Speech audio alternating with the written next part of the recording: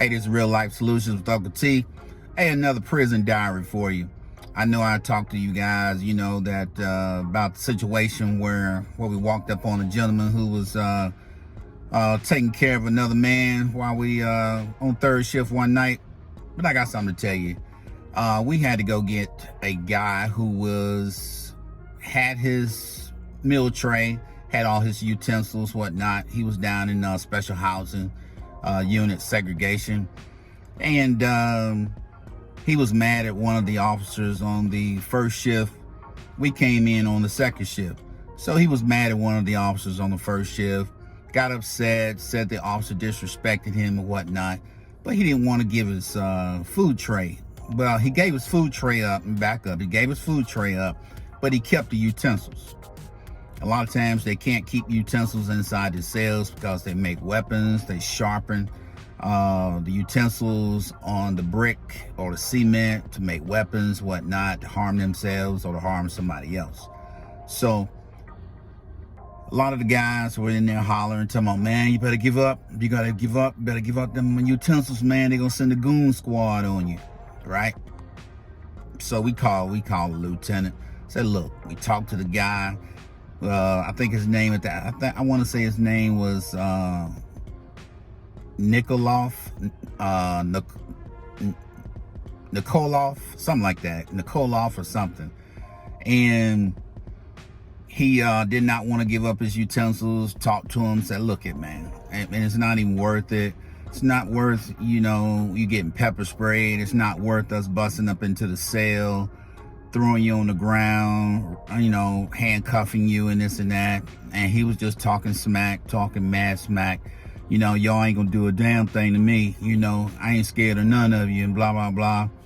Ain't no big deal, no problem.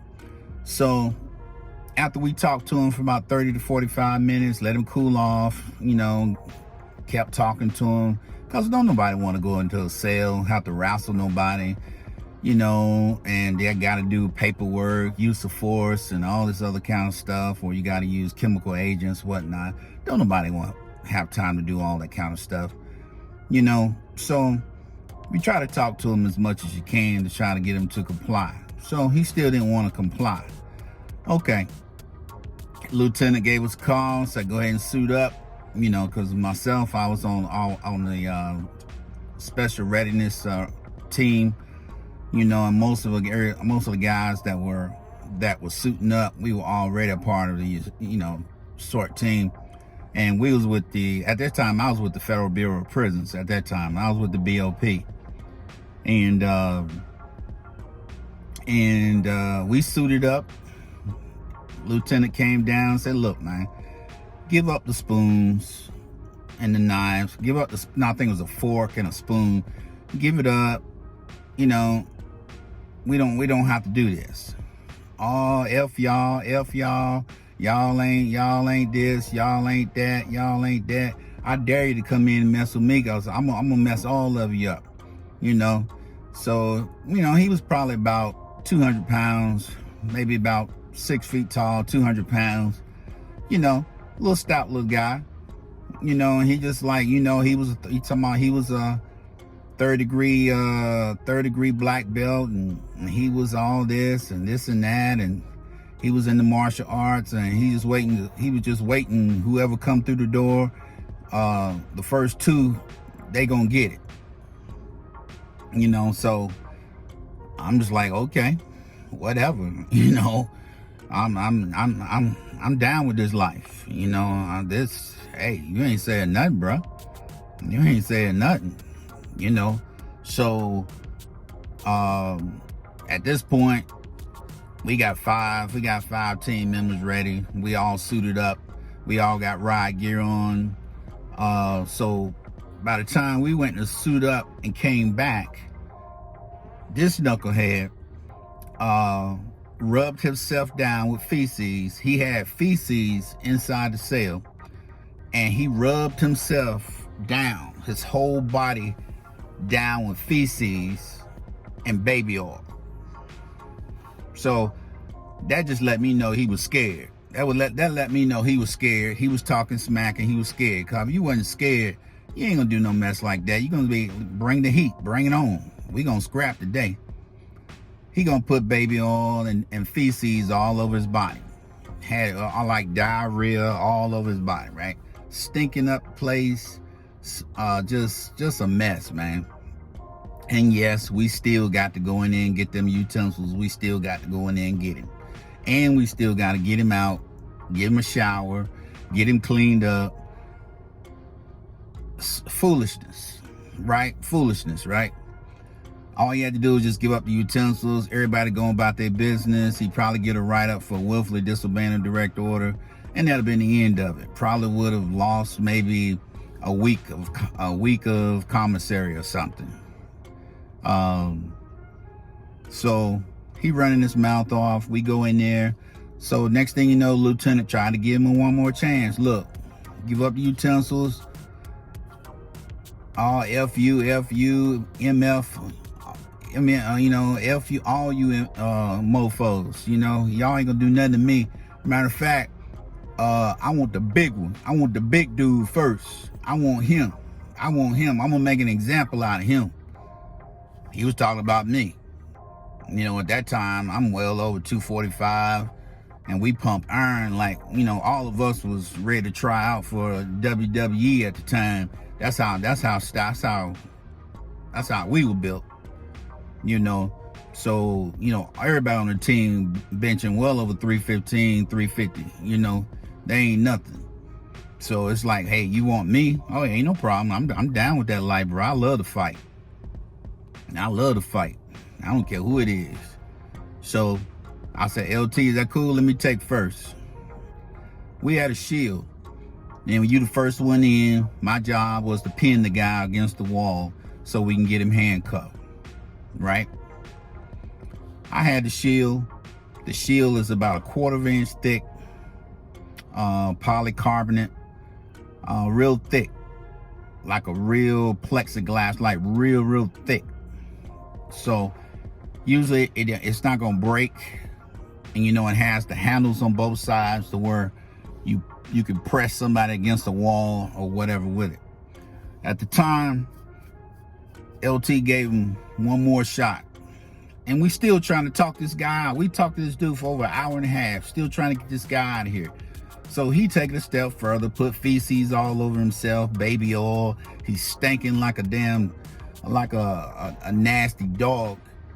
Just diarrhea all over his body and everything. And and yeah, I'm thinking the same thing. And you guys had to go in there and get him? Yeah, we did. LT, when he said, I want the big man first, and no problem. We lined up. LT said, I'm gonna pop this door. Next thing you know, he popped that door. And when we hit that door, we don't play. We don't play when we hit that door. When we come in that cell, we mean business. I hit this man so hard. I hit him so hard, and he hit that brick wall. I hit him so hard in the face that the shield, 1/4 inch shield, broke on his face. All I know, it happened so fast, and I hit this man so hard that I was holding two pieces. I had the right side of the shield, and then I had the left side of the shield in my other hand. So I realized, oh snap, the shield broke, because he was in a stance. And because if he was martial arts and he was that, hey, I was gonna get that first kick right to the chest, or the first kick right to my face, or whatever, and I'm not taking, I'm sorry. It's just been like that for over 20-something years. I don't go to work taking ass whoopings. I just don't. And I don't claim to be the baddest guy, because you got some bad mofos in there. And I don't claim to be a bad guy. But I guarantee you, if we fight, you're going to know you was in a fight. That's just the way it is. And I just think that's how it is on the street or anybody. If you're going to bring the heat, we're going to bring the heat. So when we popped that door, we brought the heat. And when he got hit in the face, he went down. And we had gloves on. We had like the long gloves to where when we put hands on him, we handcuff him. Even though he had baby oil and feces on him, you know, we can always take the gloves off, but you know, our pants and stuff like that, we had to change uniforms and whatnot, stuff like that, and you know, and get, you know, take that stuff home and wash it, or you know, whatnot, or we'll just have them to reimburse us, you know, for new uniforms or whatnot. But that's just how it is in the life of the Federal Bureau of Prisons sometimes. You know, guys do stupid stuff like that, you know, rub themselves down with baby oil and feces, you know, so in hopes that you won't come in there and mess with them, you know. And then you have some of the mental health inmates that do that too. You know, it's nothing to see guys who claim they're crazy, you know, to have a bowel movement and you open the window up to look in there to check on him, especially if it's third shift, and you making sure everything is okay. You shining the flashlight, and you know, he got, you know, he got a turd over there, about a 5-inch turd over there, eating it like it's a banana, eating his own feces and chewing it up like he chewing a banana. I mean, just nasty, nasty, nasty, you know. So that's just how it is as a CO, as a correction officer. You see everything and anything. That's why I say the prison system, all these psych interns and everybody want to get a degree in psychology. Now, y'all need to come to the prisons and get y'all internship in a prison. You know, guys we have to wrestle down who they maybe get Thorazine shots and they may last 2 weeks. Guy didn't get his shot. Now he's really tripping. And we got to go up in the housing unit and go get him and take him down, handcuff him so the nurse can come in and give him his medication, give him his shot, so he'll calm down. Once he gets his shot, he good to go for another 2 weeks. You know, and you try to hope to give the nurse, don't forget to give him his medication before the 2 weeks run out, at least a day or two before he's supposed to get his shot. Because if you wait to that 14 days, he's gonna act a fool.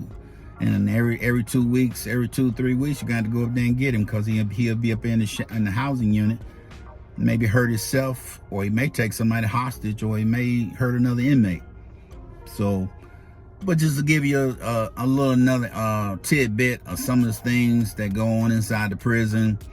But that's the story that that happened one day on second shift, where we had to actually go in, get some utensils from an inmate who rubbed himself down with feces and baby oil, and we had to get those utensils back, because that's just the prison rules. They can't have utensils down in the housing unit in segregation. They have to give them back. Give them a tray, give them utensils. You got to get everything back, because guys who are suicidal, they'll take those utensils, try to kill themselves. They try to poke themselves in the neck.